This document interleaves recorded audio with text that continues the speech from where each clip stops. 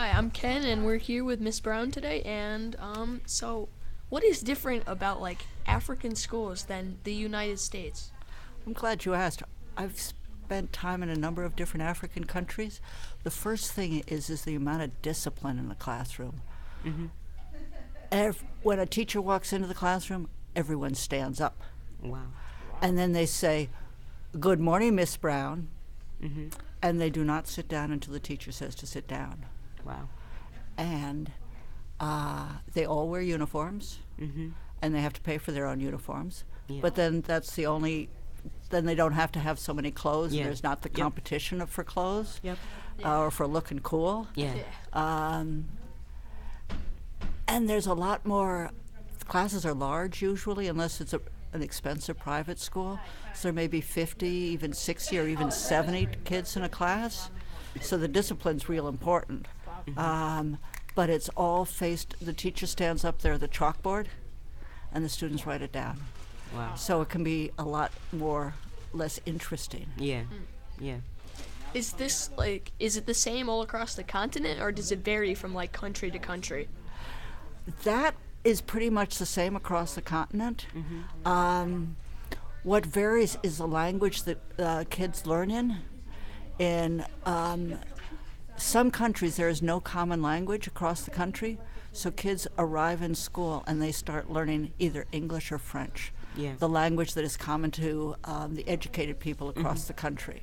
In other words, everybody is starting school in a foreign language. Yeah.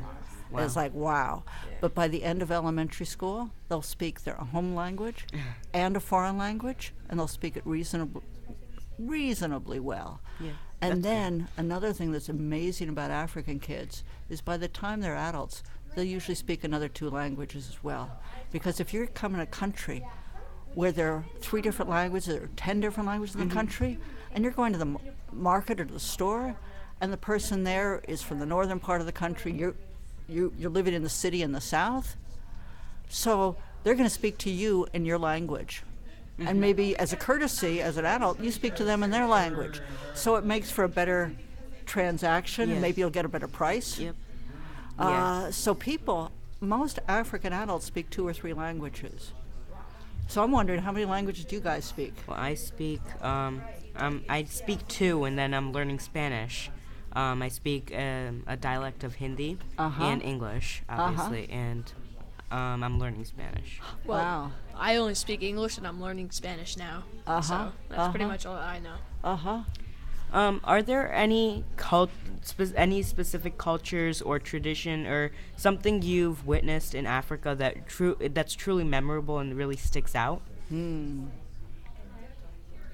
Something that's memorable and sticks out. Yeah. This was a long time ago. I lived in Botswana in southern Africa, a country larger than France, for 2 years. I taught at the university there. And for a year we were living in a large village in the homestead of a family there, a Botswana family.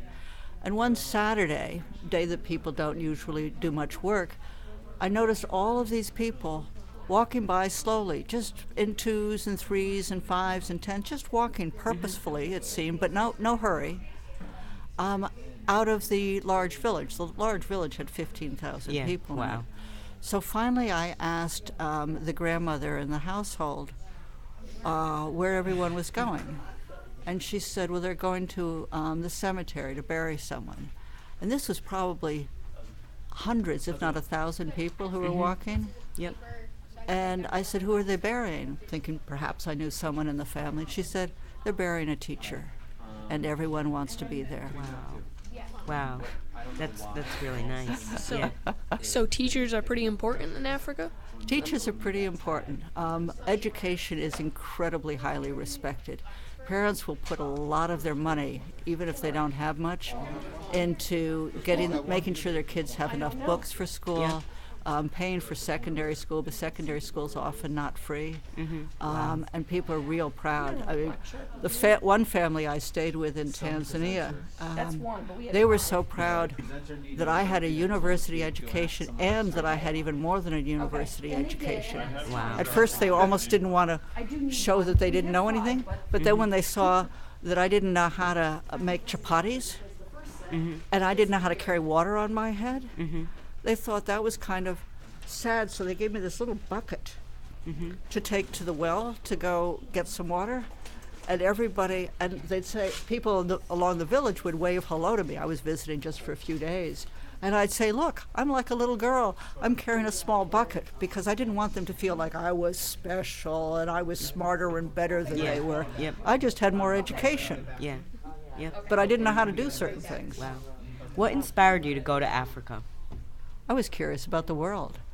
You know, when I'd been a kid, all I'd heard about was the Eiffel Tower and the kings and queens in England. And I liked all of that, but I was wondering what else there was. Yeah. Yep. And so I got a chance when I was in college on a community service project. I leapt at it. Yeah. And then once I'd been in Benin for a summer, I wanted to learn more. And I just kept on going back. And people were so welcoming. Yeah. It was I enjoyed being there. Well, that's nice. Well, thank you for taking some time out today. We hope you enjoy the rest of the conference. Thanks for the interview. You're good interviewers. Thank you.